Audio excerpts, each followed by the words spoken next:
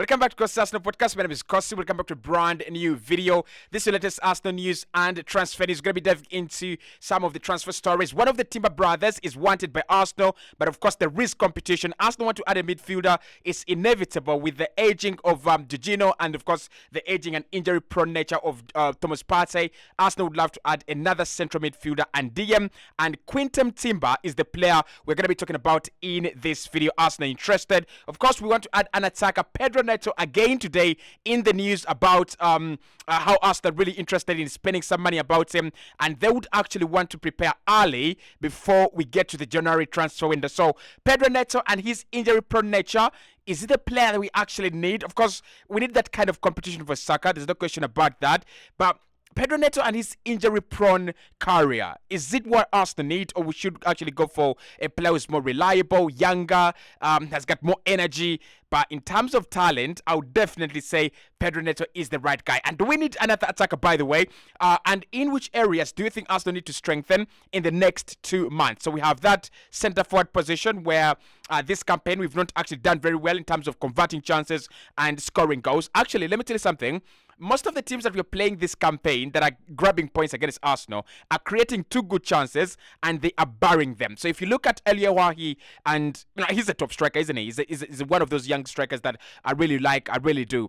And, in that game against Lens, 2 chances, they buried them. Jurrien creating 1 and scoring 1. But then you think about the Fulham game as well. They created 2 chances, probably 3, buried 2. Arsenal had more chances as well in that game. And Tottenham Hotspur as well. They had around 3 good chances, buried 2 and failed to bury 1. So the difference between those sides and Arsenal is how effective we are in the boxes, and probably we need a clinical number 9, right? So we're going to be talking about a new attacker. Should we go for a winger like Pedro Neto, who is in the news today, or should we go for a striker like Ivan Toney, who is in the news the whole week as well? So hit the like button. Let's get this video to 300 likes. I want your thoughts on a new midfielder.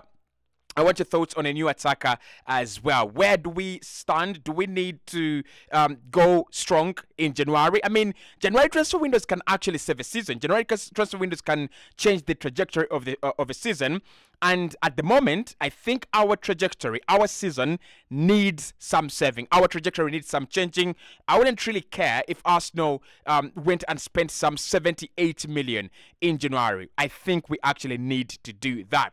Right, so the big story today comes in from the Netherlands, and we are interested in signing the twin brother to Jurrien Timber, and that man is called Quinton Timber. So Quinton Timber is a player playing at Feyenoord. He plays in midfield. He's currently playing as a central midfielder for Feyenoord. But of course, his profile on SofaScore and his profile, of course, on the transfer market and a couple of websites where you get your statistics and positional play shows that he can play as a DM, and he's played as a DM for Feyenoord. He's played as a central midfielder, and he's played as a CDM. So literally, Quinton Timber's profile is similar to Declan Rice, similar to Jurrien, and similar to that of Thomas Partey.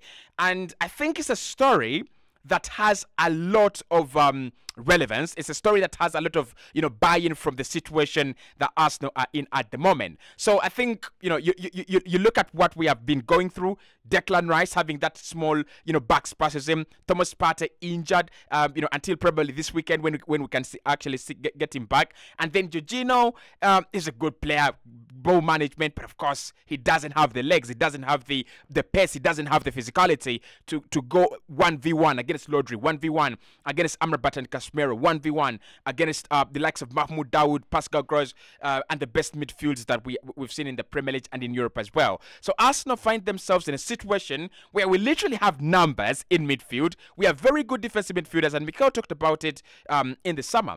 We have 3-4 top defensive midfielders, and every team in the world would love to have Rice. Every team in the world would love to have Rice and Partey, but every single team in the world would love to have Rice, Partey, and Jurrien.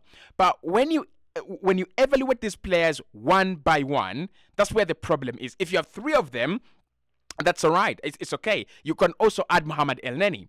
But then when you start thinking about the factors affecting why they're affecting the way they play and why they're not playing and when they play, that's when you need you go, we need a younger player. We need more legs. We need a fresh player. We need fresh blood.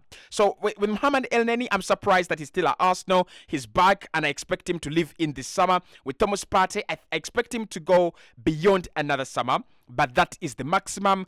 Jorginho, to be honest, if Arsenal don't achieve much this campaign, we will discard him off. Eventually, whether we win or not, I think Jorginho will go back to Italy or will go to a more paying league. I don't see him to be being at Arsenal for a long period of time. So this is where players like Quinton Timber come in. He's 22 years of age at the moment. Now, some publications have said he's a twin brother to Jurrien Timber, and other publications have just said, well, he is a brother. But when you look at the age bracket, 22, these guys are like a twins, right? He's one of the players as well that has gone through that education system at Ajax, and we know the quality that Ajax will give you in midfield. Donny van der Beek, Frankie de Jong, Quinton Timber as well is another one. So he's one of the players that I think the world should be looking at, right? Meanwhile, we let go of Edson Alvarez, another player that I thought Arsenal could have been thinking about, but maybe it was due to the age. Arsenal thought he's 26, 27. He's going to be 30 very, very soon. And we have Declan Rice, who's 24. It doesn't make sense. So we might as well just go for a younger player. What I like about Quinton Timber, and I'm not going to say much about him because I'm not really informed about his game and what he can actually do. I'm just going to back off data and statistics. But what I like about him is his, position of versatility, like a copy and paste of Declan Rice. So what you've seen with Declan Rice in this new Arsenal system, and probably why Thomas Partey will eventually leave this club, probably not a happy man, but satisfied that he cannot be a replica of Declan Rice, is that position of versatility and the extracurricular activities on the job. So with Declan Rice and Partey, you've got very good defensive ability, but with Declan Rice as alone, more than Partey, he's got that ability to dribble the ball. He's got that ability, that huge, much better passing range, and of course the dribbling is much better. The ball distribution is much better. The leadership is much better. The control is much better, and the breakup of play as well is much better with Declan Rice. So that is what Quinton Timber is all about. And these two, him and Jurrien Timber, have actually been employed or deployed actually as defensive midfielders, both of them, and they've also been deployed as centre backs. So he can play at centre back, he can be a CDM, he can be a CM, and he can be a DM for you as well. So I'm not going to throw a lot of praise out there on him. If there are more stories, then the statistics will be coming out, and I'll be doing a video about maybe how Quinton Timber is actually a perfect fit. But what I would say here is there is need. I don't want to listen to people saying, well, Cossy, how do you say we need when we have Partey and Rice? Eventually, you're going to need to get in legs. You will need legs. You need more consistent players, and you will need, ever durable players, okay? And that's why I think, Quinton Timber would be a very good shout. That's why I think players like, listen, I wouldn't really mind if Arsenal went into, Brighton 2 years later and signed Carlos Baleba. They have just signed him this summer. But if Arsenal go and sign him 2 years later, I will understand there is need. Jorginho is getting older, Rice is getting more game time, and that means that Champions League, Premier League, Carabao Cup, FA Cup, you will need to rotate him. And Thomas Partey, with the injuries, we know it looks like the legs are now made of glass. Okay, so Quinton Timber, huge updates. There's competition. There's competition, obviously. I've seen Liverpool, I've seen Chelsea, and I've seen a couple of other sides. And I think with Liverpool, it highlights what Quinton Timber is all about. If I asked you right now, what do Liverpool need? If you watch Liverpool, what do Liverpool need right now? They need a clear, modern defensive midfielder. They need a modern CDM. And that is what Quinton Timber is all about. He's more of a hybrid between Jordan Henderson and Fabinho. Not in a bad way. Not in a bad way, because you could say, well, Jordan Henderson, we don't need that guy. More of a hybrid, because we look at what Jordan Henderson does, ball progression.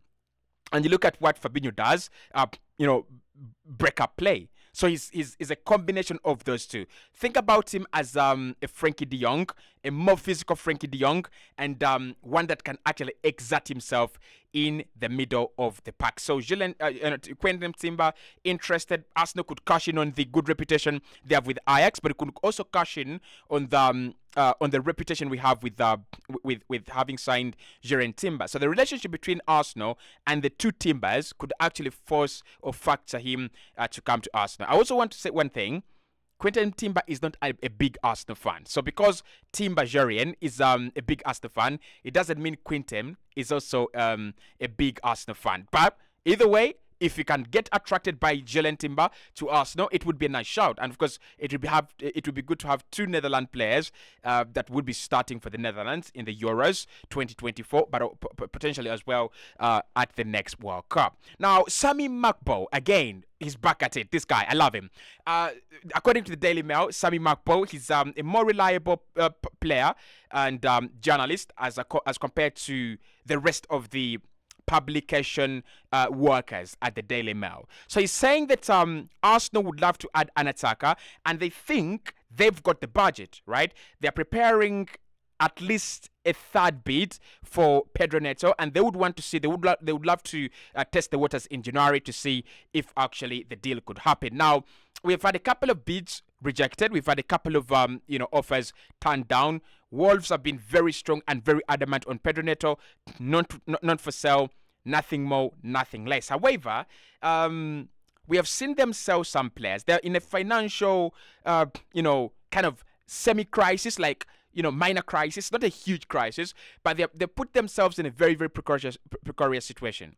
They have spent a lot of money over the last 2 seasons, and now they need to sell some of their best players in order to be on the right-hand side of the Premier League, but also on the right-hand side of the books, financially. So Pedro Neto, that is where Arsenal could get him. That is where Arsenal could go, well, you need money. You need to balance the books. How about we give you around 40, 45, 50 million in one of your best players? And he has had a very fantastic start to the campaign, Pedro Neto, to an extent that is one of the players that have been nominated among the player of the seasons, or nominated for player of the seasons, player of this month, September, right? That is how good this guy is. He's involved himself directly in 6 Wolverhampton Wanderers goals this campaign in 7 games. And how much do Wolverhampton Wanderers really score? They have scored around 8 goals, and he's been directly involved in about 6 of them. Neto, you like him as well. And I remember doing a story that was in the summer of 2022 when we were really, really desperately hanging onto Rafinha, Moussa Diaby, and a couple of players, and then Arsenal really moved in for Pedro Neto. And I remember David Ornstein saying that he's a player they admire, he's a player they looked at, he's a player they really, really understand, and he's a player that really would fit the system, according to the research done by Mikel Arteta and his team. But my problem with this deal is, adding an attacker should be a must in January. Adding an attacker on this team, it is a bare minimum. But we don't want to add an attacker that is surplus to requirement. These are the 2 things that we should be looking at. 1, goals. Does Pedro Neto really score a lot of goals? I don't think he really does. I don't think he does. And because he doesn't, for me, he gives us the same thing as Saka. And I would love to see someone competing with Saka, but because Saka creates a lot of chances, I would love to see a player that really scores a lot of goals, like Kavica Kvaratskhelia, numbers, right? Like what he did last campaign. Maybe he needs to up his level, but also Moussa Diaby, like real huge fans of scoring goals. Pedro Neto is a big fan of scoring goals, not really. You look at his gameplay and game plan. He loves to dribble a lot, keep the ball a lot, be in possession a lot. It's not a bad thing. But I don't think that is what Arsenal lack at the moment. Fabio Vieira can give us creativity in that area. Saka gives us a lot of creativity in that area as well. And Jesus as well. So we need a Salah. I would go a Salah. We need a Salah on the right-hand side. But also, the question, and literally that answers my second point. What do Arsenal need in January? Do we need a goal scorer like poacher, like Ivan Toney, Osimhen? Do we need that caliber of striker, or do we need a winger? I would choose a striker. We have chosen to take our own pain. We have chosen to endure our own pain since last summer, and we've decided not to sign a competitor for Bukayo Saka. I don't think, unless we can get two, which is very difficult, I don't think Arsenal should be focusing on competition for soccer in January. We should be focusing on a striker. We should be going big, huge on a number 9 because he will win us the league. He will win us silverware. In January, that is when most of the silverware is decided. Potentially, if Arsenal can dump out West Ham from the Carabao Cup, we will be in the semi-finals. And January and February, that is the busiest part of the Carabao Cup. Do you want to win the Carabao Cup? Yes, you do. Do you want to, get a striker? Yes, you do. And for me, Pedro Neto, injury record, not enough goals, unless Mikel is going to turn him into a ruthless scorer, which I don't think he's going to. I look at his game. He's not a calm head. He's actually, excited and emotionally enchanting and emotionally exciting and, enticing. I would love to see a calmer player like Salah, a calmer player like Diaby is also really, really enticing, but Diaby loves to score, right? He really, really does. So I would love to see goals being signed in January. Talk to me in the comment box below. Of course, I will be giving you an occasional transfer update here and there until we get to November, December, where it will be like really the dominant. But of course, when I get it, I'll be throwing it out there for discussion. I'll see you right in the next one. Speak to you in a bit.